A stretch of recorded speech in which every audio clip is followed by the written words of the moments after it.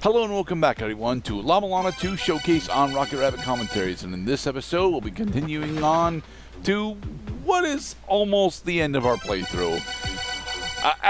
I've mentioned this a bunch, and I have to keep mentioning it because it's disappointing. I'm not going to be showing off the entirety of La-Mulana 2, but we are entering the a different side of Shrine of the Frost Giants.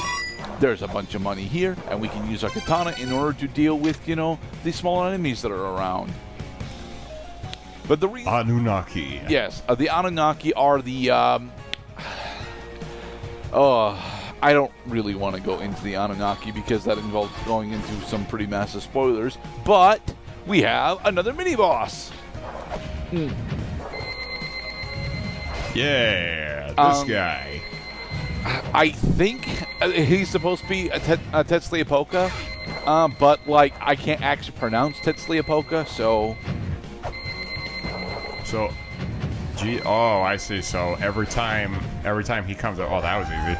Well, it was easy because we've got the snowshoes. To be perfectly honest, if you you can do this fight much earlier on, assuming that you have specifically the glove. You can take down Tetzliapoca once you get the glove, and if you by having the glove, you can just throw the ice boulders at him. But if you have the snowshoes, it makes it so that you can actually stand on these platforms, travel around this area without slipping so much, and it becomes much easier to do the things that you're supposed to. Oh, if you use the weight that's right there, you will get crushed. I could see the block just making a very subtle protrusion from the ceiling. Have to use so many weights in order to get to this side of the other side of Shrine of the Frost Giants. So, as with the majority of the areas in the game, unlike the original La-Mulana 1, wherein pretty much every area had 1/2 different sides to it. Pretty much every area in La-Mulana 2 has upwards of 4 entrances to it, and you need to know where they all are in order to figure out how the fuck to circumnavigate this. Thankfully, you will discover how to circumnavigate La-Mulana 2 just by playing through it, and you will get comfortable enough with it in time. This is Circumnavigation, sure. Burgermeyer is the giant that rules over the world of Frost. We have a triplet of mantras that we need to spout at him in order to activate him in order to get rid of these giant ice platforms, these giant ice blocks, like so.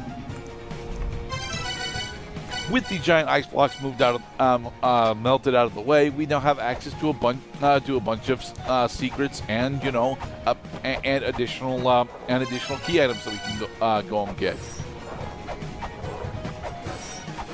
Another thing that's important is this hidden ceiling spot. Yeah, figuring out that is there is actually relatively important for a fight that we will be doing a bit later in this part. What I'm trying to do right now actually is get down to the. If you'll notice, there is a rather conspicuous spot in the wall on the left hand side of the screen. I'm trying to open that up because there's some coins in there that I would like. I thought you were a nice lady for a second. Then No, the Yukionas are not nice. They're trying to lure you into a frosty grave. Behold the gauntlet! Now our attack speed has effectively doubled. Oh, that's awesome. Yes, the gauntlet does the same thing as it did in the original La-Mulana 1. It effectively doubles your attack speed. And because we've now got the Vajra, we also have access to weapon combos, meaning that our katana is now effectively just the literal best fucking weapon in the game. It's not actually the best weapon in the game. We won't be getting the best weapon in the game, sadly, but, it may as well be the actual best weapon in the game. All right, you ready for the game to pull some more bullshit on you? When has it not? If you don't have the snowshoes, using the Gale Fibula here will get you killed. because you will end up starting this pass here, and then you will end up falling into the spikes. The very subtle cues. And hi, Heidlet. Woo! We have successfully purchased Ganesh's talisman, which gives us a 4th digit for our money. And PAst Gerdat cannot believe that such a great boon towards the end of the game could turn out to be so ineffectual. It's very ineffectual for us. It is not ineffectual at all if you were going to, actually complete the game, because with the 4th digit added to your money, you can now have, what is it? I think it's a maximum of 2,000 coins. I think it's a max of 2,000 coins that the encounter actually maxes out at. Very Ocarina of Time. And baby, it's cold in Egg-Lana. It's very cold in Egg-Lana.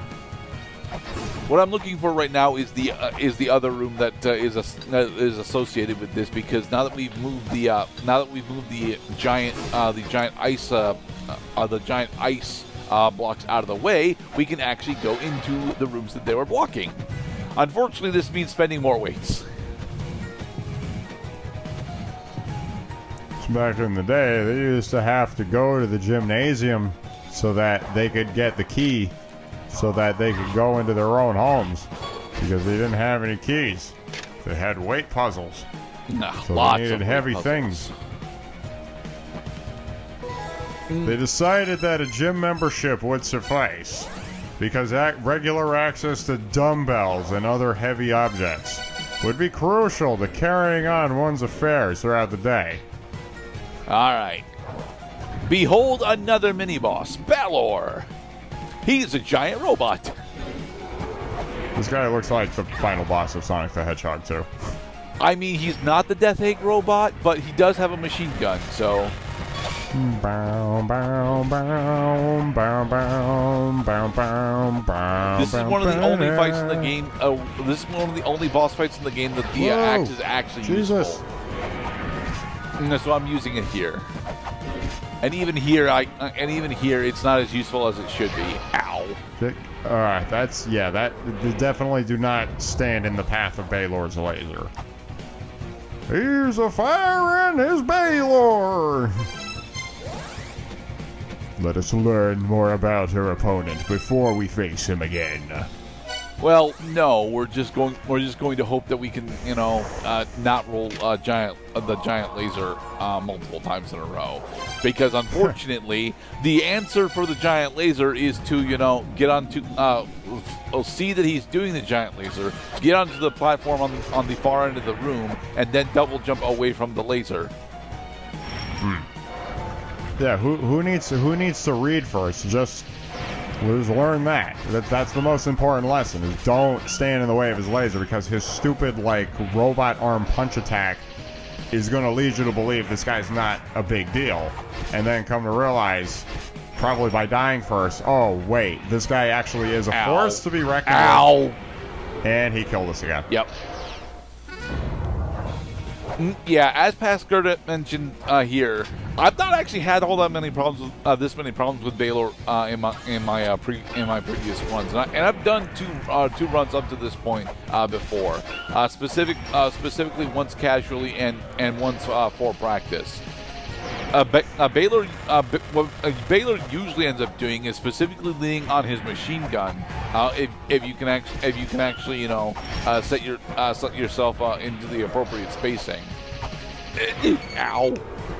So close there. Ow! Okay.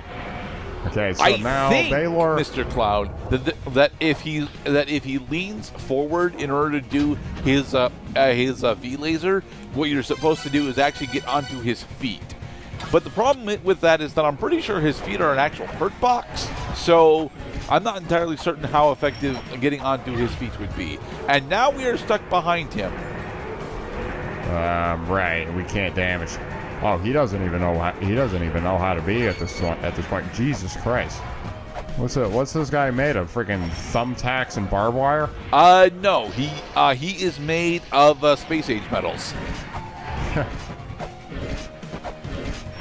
And all you had to do was just knock. Oh shit! No, that's the one. That's the one. Good. Yeah. And do it again. Yeah. Stupid I see. So now that he's Balor. on low. Now that he's on low health, he's not gonna, because you're waiting for him to do his punch attack, but because he's low on health, he's not gonna try punching you anymore. He's just gonna try to laser you to death. I mean, what I'm actually waiting for is the machine gun, because when he uses the machine gun, I'm like, okay, then I've got a good amount of time to jump up into and hit him as well. Because he has 3 different attacks. He's got the socket punch. He's got the machine gun, and he's got the V laser. So here comes the laser. Yep, and we're dead again. Yeah. I mean, I am glad that you showed that Balor can be a real pain in the tuchus. I mean, coming through. The only real pain that's happening here is the fact that I'm not actually in the correct zones for him to do the attacks that I need him to do. Because again, if he does the socket punch or the machine gun, I can just effectively sit at his feet.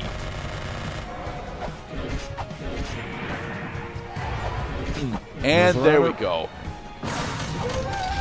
Yeah, how if you get hit with that attack his desperation attack, you will die, because that's a nuclear missile. The game does not like you, okay? It very much does not like you or any of your friends. No one can have the secrets of La-Mulana. With Balor defeated, we have successfully acquired the Dogu Clay Doll outfit. And with the Dogu Clay Doll outfit, we can... One, we now have infinite energy lasers, which is very nice. And 2, we can pass through spiral flames.